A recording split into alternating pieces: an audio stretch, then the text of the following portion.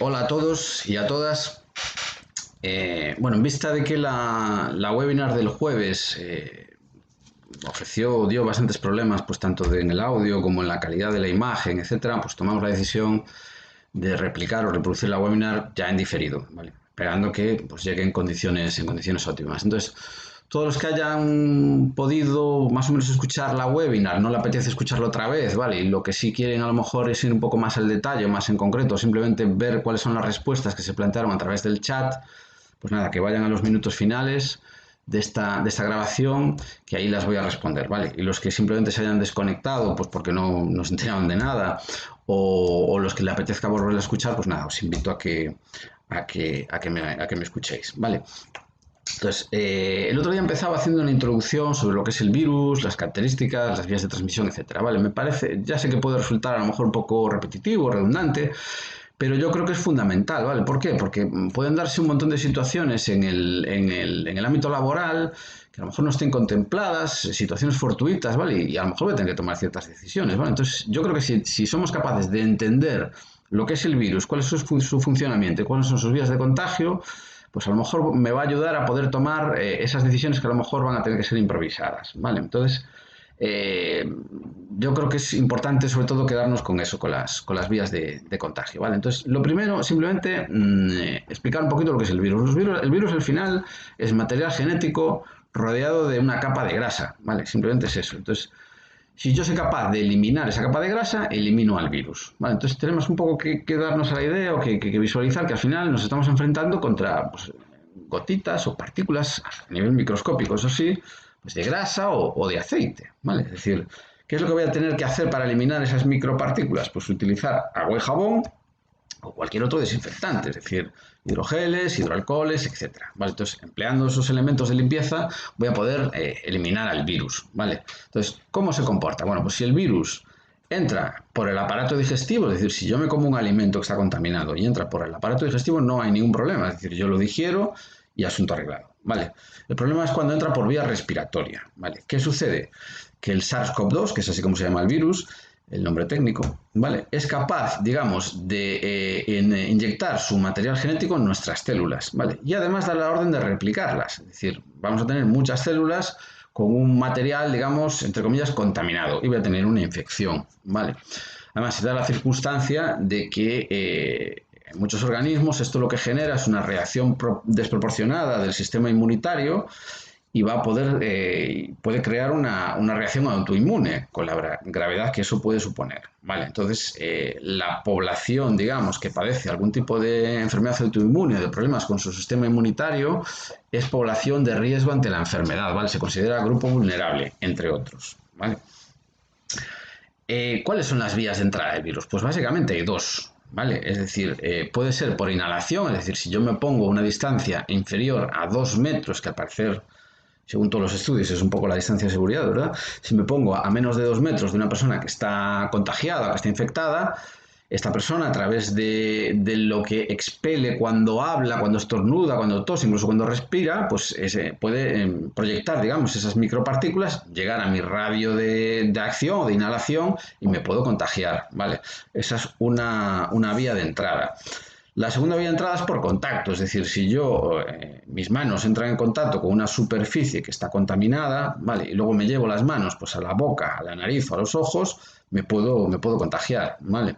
Hay que tener en cuenta además que este virus ofrece una gran resistencia, es decir, es capaz de estar fuera de un cuerpo durante mucho tiempo, ¿vale? Hay estudios que indican que en metales me parece que puede estar 2 días, en plásticos 3 días, papel y cartón era un día, ropa varias horas, ¿vale? Hay muchos estudios que indican eso, pues que puede estar vivo mucho tiempo fuera del cuerpo y por tanto elevar el nivel de probabilidad de contagio de manera grave, ¿vale? Claro, ¿cómo se traslada toda esta información, digamos, al mundo laboral, al mundo de la empresa? Es decir, pues en mi empresa, al final, lo que voy a tener que tener es un protocolo de actuación, ¿vale? Tengo que tener un protocolo, ¿por qué? Porque va a haber medidas preventivas que vaya a tener que tomar para evitar ese contagio, ¿vale? ¿Ese protocolo tiene que estar por escrito? Hombre, debe de estar por escrito, ¿vale? ¿Por qué? Porque si yo tengo un guión al que seguir, me va a ser mucho más difícil salirme de él. Es decir, todos conocemos muchos procedimientos de tipo verbal que están implantados en las empresas, que al final cada uno hace la interpretación que le da la gana y al final se acaban desvirtuando, ¿no? Entonces, si yo tengo las cosas por escrito, pues mucho mejor, ¿vale? Y claro, ¿qué cosas tienen que aparecer en ese protocolo? Bueno, pues yo voy a indicar, digamos, una serie de pautas o medidas generales, ¿vale? Luego en cada centro de trabajo obviamente va a haber que adaptarlo, ¿vale? Entonces, en ese protocolo van a tener que estar medidas desde que el trabajador está en su casa hasta que el trabajador se desplaza a su centro de trabajo o vuelve al centro de trabajo, itinerario que se llama, ¿vale? Y luego medidas preventivas en el propio centro, ¿vale? Entonces, empezamos por el principio, es decir, cuando el trabajador está en casa, ¿vale? Hay, digamos, 4 posibles situaciones que hacen que el trabajador no deba acudir al centro de trabajo, ¿vale? Entonces, primera situación, si el trabajador presenta una sintomatología afín a lo que es la patología, a lo que es el COVID-19, no debe de acudir al centro de trabajo. Bueno, ¿qué patología es? Bueno, pues yo creo que más o menos todo el mundo la sabe, pero bueno, yo las voy a repetir, que son la tos seca, la fiebre y las dificultades para respirar, ¿vale? Al parecer hay diferentes estudios recientes que dicen que puede darse incluso erupciones, puede darse vómito, puede dar diarrea, pero bueno, son siempre en menor proporción. Digamos que los síntomas que aparecen de manera más frecuente, en casi todos los casos, son esos: tos seca, fiebre y dificultad para respirar. Bueno, pues si el trabajador tiene esta patología, lo que tiene que hacer es ponerse en contacto con con el Servicio Público de Salud, y que el Servicio Público de Salud lo que le tiene que hacer es un diagnóstico, y si ese diagnóstico es, iba a decir favorable, pero igual es desfavorable, ¿vale? Porque implica que a lo mejor puede tener la enfermedad, pues lo que tienes que ponerlo en cuarentena, ¿vale? Una cuarentena hasta ahora estaban poniendo como criterio 14 días, ¿vale? Esa es la primera situación. Segunda situación, contacto estrecho. ¿Qué es esto del contacto estrecho? Bueno, pues contacto estrecho, según el Ministerio de Sanidad, son todas aquellas situaciones en las que alguien puede estar en contacto con una persona que dio positivo en coronavirus o que puede ser que tenga coronavirus por su patología, por su sintomatología, perdón, ¿vale? Durante más de 15 minutos a una distancia inferior a 2 metros, ¿vale? Eso es lo que se define como contacto estrecho, ¿vale? Entonces, si un trabajador está en contacto estrecho, y ojo porque el contacto estrecho además puede suceder en el ámbito doméstico, pero también puede suceder en el ámbito laboral, ¿vale? Entonces, si un trabajador está en contacto estrecho, tiene que saber seguir un camino paralelo al anterior, es decir, ponerse en contacto con el Servicio Público de Salud y que el Servicio Público de Salud lo ponga en cuarentena, ¿vale? Claro, yo creo que responde un poco a la pregunta que nos hacen muchas veces, es decir, oye, que es que mira, que tengo un positivo en mi empresa, ¿qué hago? ¿Tengo que cerrar? Oye, es que hubo un positivo en la obra, nos vamos todos para casa, ¿qué hacemos? Bueno, pues si se da esa situación hay que hacer una valoración, es decir, ¿hay alguien que estuvo en contacto estrecho con esta persona infectada? Esto hay que valorarlo, ¿vale? Entonces, pues esas personas deberían irse a la cuarentena, ¿vale? Si lo que se ha tenido es un contacto, lo que se entiende por un contacto casual, no es necesario, se puede seguir trabajando, ¿vale? ¿Qué es un contacto casual? Pues que estás en ese mismo entorno, pero no estás ni más de 15 minutos, o sea, no estás más de 15 minutos y menos de 2 metros con el trabajador infectado, ¿vale? Entonces, cuando hay un contacto casual, simplemente hay que hacer un pequeño seguimiento, no vaya a ser que al cabo de unos días pues presente algún síntoma, ¿vale? Pero insisto, esta sería, digamos, la segunda situación, ¿vale? Un contacto estrecho de una persona con un positivo, con un enfermo en COVID-19. ¿Vale? Tercera situación. Puede darse la circunstancia de que dentro de la empresa hay algún trabajador que pertenece a lo que se llama grupo vulnerable. ¿Vale? ¿Qué es el grupo vulnerable? Pues son, digamos, patologías previas que puede haber que hacen que la enfermedad pueda desarrollarse de una manera más grave si se manifiesta. ¿Vale? Entonces, ¿qué tipo de patologías son esas? Bueno, pues lo que se publicó hasta ahora es diabetes tipo 1 y diabetes tipo 2, ¿vale? Adelantaba antes un poco el tema de las personas con enfermedades autoinmunes o problemas con su sistema inmunitario, ¿vale? Gente con problemas respiratorios crónicos, ¿vale? Bronquitis crónica, etcétera, ¿vale? Se mete ahí también a las embarazadas y creo que no me olvido de ninguno, ¿vale? Si hay alguno, pues simplemente ir a la fuente y consultarlo, ¿vale? Entonces, si cualquier persona pertenece a este grupo, cualquier trabajador pertenece a este grupo, lo que debe hacer es el servicio de prevención de la empresa, en la parte sanitaria, debe de ponerse en contacto con este trabajador y hacer una valoración. Es decir, en función de la tarea que esté realizando esta persona, de su puesto de trabajo, de su actividad, de las medidas preventivas que se estén tomando, hay que hacer una valoración, ¿vale? Y hay que decidir, o el médico del servicio de prevención tiene que, digamos, decidir si ese trabajador es apto o no apto para trabajar, obviamente, esta aptitud es en el entorno en que nos estamos moviendo, en el escenario que estamos moviendo del coronavirus, ¿vale? Entonces, si el trabajador es no apto, él tiene que dar un certificado y con ese certificado el trabajador lo que tiene que hacer es irse al Servicio Público de Salud, ¿vale? Y solicitar la baja, ¿vale? Eso es un poco el camino que hay que seguir, ¿vale?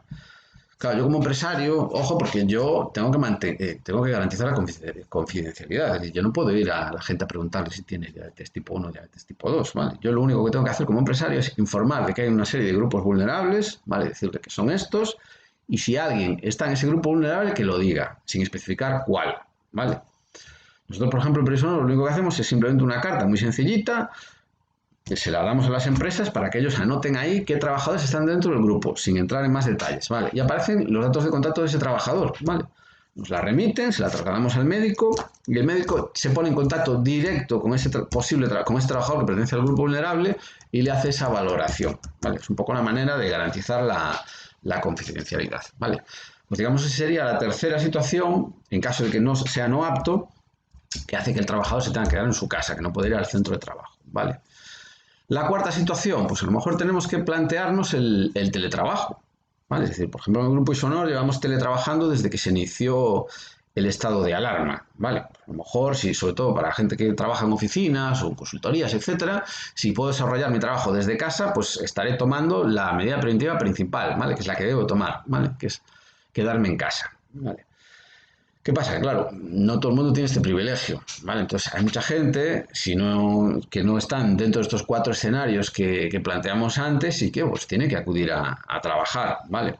Entonces tengo que establecer las medidas preventivas para que se debe tomar en el transporte, ¿vale? Entonces lo primero que tengo que tener en cuenta como trabajador es que debería desplazarme de manera individualizada, ¿vale? Es decir, andando en bicicleta o en coche particular, ¿vale? Si voy en coche particular, lo recomendable es llevar un botecito de hidrogel o de hidroalcohol para limpiar volante, palanca de marchas, freno de mano, etcétera, ¿vale? No vaya a ser que sea un coche compartido dentro de la familia y vaya pues el pariente o la parienta, coja el coche y se contamine, ¿vale? Entonces debería de limpiarlo antes una vez que aparco, antes de llegar a casa, ¿vale? Claro, o sea, la circunstancia de que muchos trabajadores no tienen un vehículo particular, no se pueden trasladar de forma individual, ¿vale? Entonces, al final utilizan lo que es el transporte colectivo, ¿vale? Entonces, aquí digamos que empieza un punto crítico en todo este proceso, ¿vale? Es uno de los principales focos de contagio, el transporte colectivo, ¿vale? Como yo creo que es imposible garantizar que se vayan a respetar esas distancias de seguridad de 2 metros que hablábamos en todo momento, desde que llega a una estación de metro, de autobús urbano, lo que sea, hasta que se sube en él, ¿vale? Y baja, es imposible, ¿vale? Eh, Hay que utilizar mascarillas, ¿vale? No queda otra. En muchos países es ya obligatorio, aquí se anunció que iba a ser obligatorio. Yo la verdad no lo vi publicado en el BOE, pero es algo que hay que hacer, ¿vale? Cuando vayamos en transporte público va a haber que llevar una mascarilla, ¿vale? Guantes en transporte público. Bueno, es recomendable, ¿vale? No es tampoco necesario. Es decir, si yo tengo la precaución de no llevarme la mano a los ojos, o a la nariz, a la boca, no, porque voy a mascarilla, pero bueno, a los ojos, ¿vale? Y luego llego a mi centro de trabajo y me lavo bien las manos antes de empezar a trabajar, pues no son necesarios los guantes, ¿vale? Puedo incluso estar en contacto con una superficie contaminada, puedo llevármela en la mano, ¿vale? Si yo no me la llevo a los ojos, me lavo las manos después y no hay ningún problema, ¿vale? Bien, pues una vez que llegamos al centro de trabajo, pues tengo que tener en cuenta una serie de medidas, ¿vale? ¿Cuál es la medida principal, básica? Pues vuelvo a repetirlo, 2 metros, 2 metros de distancia, ¿vale? Claro, esto evidentemente hay que adaptarlo a cada organización, a cada empresa, a cada particularidad, ¿vale? En una tienda, ¿qué es lo que puedo hacer? Pues en las zonas de cola, digamos, donde haya que pagar, pues a lo mejor pues con cinta aislante en el suelo, una pintura o cualquier tipo de marcador, ¿vale? Tendré que separar esas distancias de 2 metros, ¿vale? Tendré que poner cartelería, tendré que poner señalización para que los clientes sepan un poco que tienen que respetar esos márgenes de seguridad, ¿vale?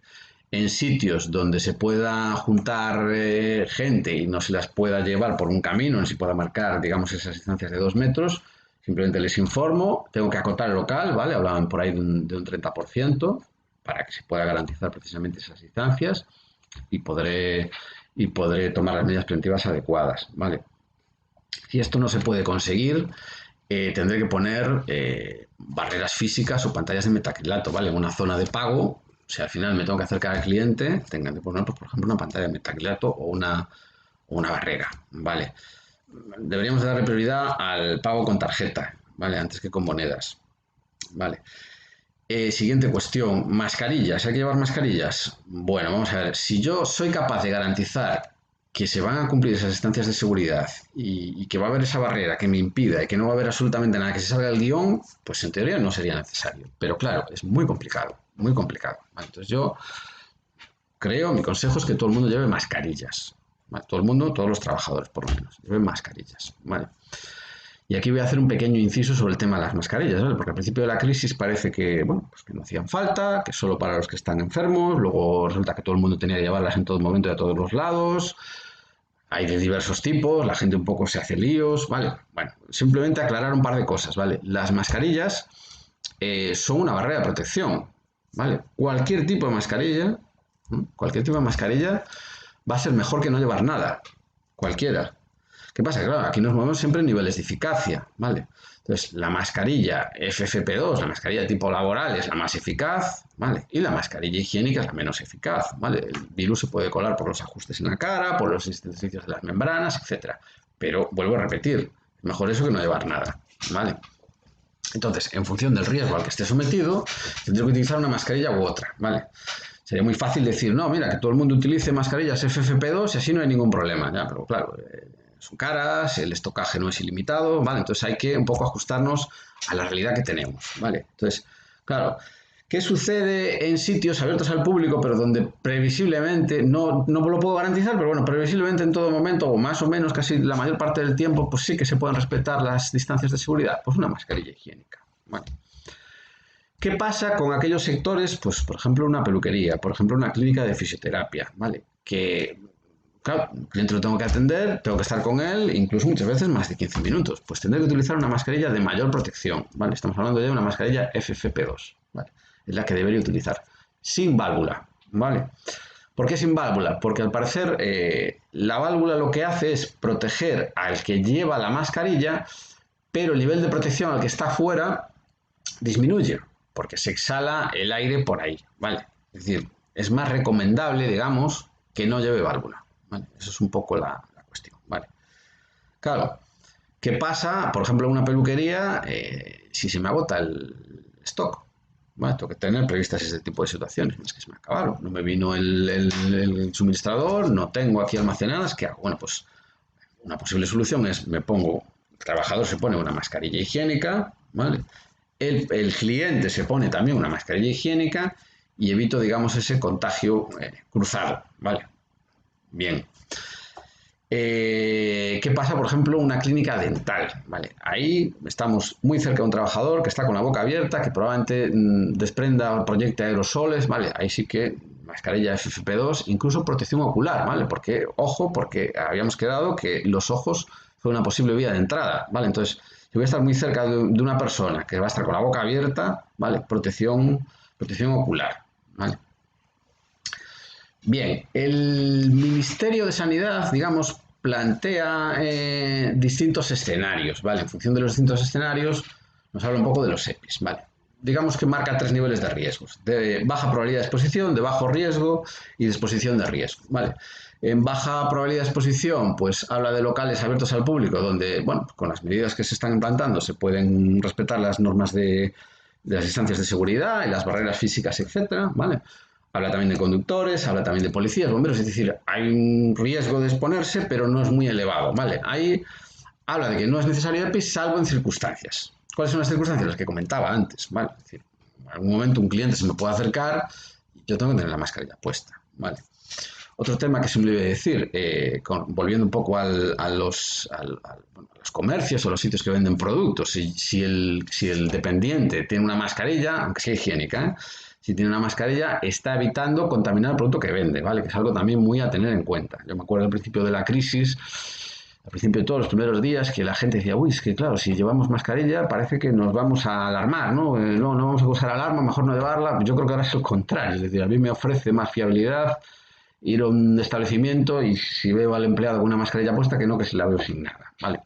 Un poco simplemente un comentario que quería hacer. Bien, el segundo nivel que marca el Ministerio de Sanidad es el nivel de bajo riesgo, ¿vale? Pues habla de gente que a lo mejor está en contacto con el virus o con enfermos, pero no mantiene un contacto estrecho. Pues un camillero, un celador, ¿vale? O a lo mejor personal de laboratorio, ¿vale? Personal que hace análisis clínicos, o gente que hacen trabajos de ayuda a domicilio, ¿vale? Y bueno, pues tiene una posibilidad de contacto un poco mayor, ¿vale? Ahí habla de que hay que utilizar EPIs, ¿vale? En función del trabajo que haga, pues lógicamente habrá que utilizar un tipo de mascarilla u otra. Y por último, el último nivel es el nivel, digamos, de exposición a riesgo, que, bueno, se circunscribe prácticamente a los trabajos que realizan los sanitarios, ¿vale? Donde ya tengo que utilizar EPIs de una alta eficacia, de una alta protección, protección ocular, etcétera, etcétera, ¿vale? Entonces, en función de esos escenarios que plantea el Ministerio de Sanidad y de las medidas generales que comentaba antes, hay que elaborar ese protocolo adecuado a la realidad de la empresa, ¿vale? Una reflexión final, antes de contestar a las preguntas que tengo por aquí anotadas, ¿vale? Una reflexión final con respecto a la prevención de riesgos laborales, ¿vale? Es decir, soy consciente de que el escenario en el que estamos es muy grave, una crisis sanitaria grave, ¿vale? Pero me gustaría recordar una cosa, es decir, la prevención de riesgos laborales no acaba en el COVID-19, ¿vale? Los trabajadores se siguen cayendo de las cubiertas, las plataformas elevadoras se siguen volcando, los tractores siguen también volcando, las eslingas de los puentes de grúa se siguen rompiendo, es decir, sigue habiendo accidentes, ¿vale? Vamos a tener que seguir dotando a nuestros trabajadores de equipos anticaídas, de casco, de botas, etcétera, etcétera, etcétera, ¿vale? Es decir, no hay que bajar la guardia en este sentido porque parece que todo lo inunda ahora el COVID-19 y ojo porque hay otros temas que también pueden generar muchas desgracias y muchos problemas, ¿vale? Con respecto a las preguntas que surgieron en el chat,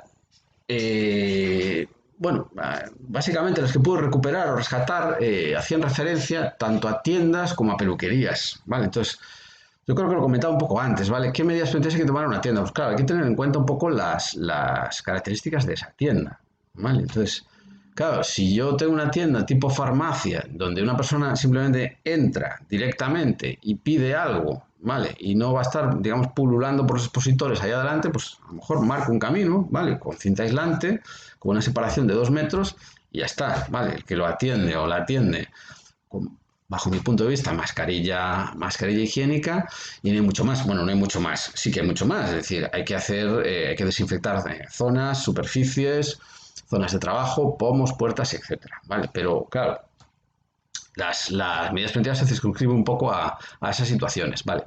Ojo, porque las tiendas, digamos, que donde pueda haber gente tipo supermercado, ¿no? A lo mejor hay gente distribuida por muchas zonas y es muy difícil, muy complicado eso, simplemente con advertir a los clientes de que tienen que guardar estas distancias y acotar el aforo para que se respeten, para que se pueda respetar de manera fácil las distancias de seguridad, pues con eso entiendo que habremos cumplido, ¿vale? Vuelvo a insistir otra vez en el tema de la higiene tanto personal como de zonas y elementos comunes, ¿vale? Tanto máquinas, como utensilios, como herramientas, como barandillas, como pomos de puertas, etcétera, etcétera, etcétera, ¿vale? Bien. Segunda cuestión, es decir, peluquerías, ¿vale? Bueno, pues hoy salió publicado en el BOE precisamente, bueno, sobre la fase cero, era concreto sobre la fase cero, pero no, hablaba en concreto de peluquerías, ¿vale? Entonces, además de estas cuestiones que planteaba antes, es decir, el uso de la mascarilla FFP2, en el caso de que no se tenga pues, mascarilla higiénica tanto el cliente como el peluquero o la peluquera, ¿vale? El BOE lo que te dice, lo que nos dice es que no debe haber nadie en sala de espera, ¿vale? Es decir, se debe atender solo al cliente que está en la peluquería, ¿vale? ¿Se pueden atender a varios clientes a la vez? Sí, ¿vale? Pero tienen que estar a 2 metros, no puede haber nadie esperando y tiene que estar un peluquero, peluquera con cada cliente y no se pueden intercambiar, ¿vale? Eso es un poco lo que marca el BOE, ¿vale? En cuanto a la desinfección, que preguntan por ahí en el chat también de los utensilios, bueno, pues tenemos que, vamos a ver, cómo se limpian las manchas de aceite o de grasa, las gotas de aceite o de grasa, pues con qué tipo de elemento, pues agua y jabón, o hidroalcohol, o hidrogel, o lo que sea, ¿vale? Si tenemos en la peluquería un esterilizador, el esterilizador también vale, el virus se muere a temperaturas muy grandes y muy altas, ¿vale? Entonces también se podría utilizar, ¿vale? Hay una pregunta por ahí que me hacen también muchas veces, que es sobre el tema del ozono, ¿vale? Entonces, el ozono puede desinfectar, puede resultar eficaz, de hecho lo están usando en en ámbitos sanitarios, lo están utilizando incluso en hoteles. El problema que tiene el ozono es que una vez que le aplico el tratamiento hay un margen de horas, ¿vale? Bueno, cada fabricante marcará el suyo, pero bueno, hay un lapso de tiempo donde no puede haber nadie allí. O sea, si entra alguien se muere directamente, ¿vale? Entonces hay que cumplir un poco esas normas. Claro, una máquina de este estilo en una clínica de fisioterapia, por ejemplo, no tiene mucho sentido, porque entra un paciente y sale el otro. Perdón, sale un paciente y entra el otro, ¿vale? En una peluquería, ¿vale? Puede tener cierto sentido al acabar la jornada laboral, ¿vale? Pero bueno, cada uno verá cuál es la inversión económica que está dispuesta a hacer para hacer una limpieza que termina, pues, cuando al final se tiene que circunscribir a cuando acaba la jornada laboral, ¿vale? Es un poco lo que quería comentar. El Ministerio de Sanidad, por otro lado, publicó una lista de virucidas, ¿vale? Para poder utilizar frente al COVID-19, ¿vale? Unos términos donde no voy a entrar porque ni tengo conocimientos ni... Además sería muy complejo decir, pero bueno, son, digamos, productos químicos y biológicos que son capaces de eliminar el virus, ¿vale? Y no está el ozono, ¿vale? No está el ozono, ¿vale? Entonces, yo creo que al final es cuestión de no complicarse mucho la vida, ¿vale? Es decir, utilizar el agua y jabón, el hidroalcohol, los hidrogeles, desinfectantes, y esos son suficientes si se aplican bien y si se es estricto en los hábitos y en las rutinas para poder limpiar y para poder desinfectar, ¿vale? Bueno, y con esto pues doy concluido la webinar, ¿vale? Espero que os haya gustado, que os haya servido para algo, ¿vale? Y espero que esta vez sí que no haya ningún problema y os llegue con claridad y con nitidez. Y nada, despedirme de vosotros y un saludo a todos.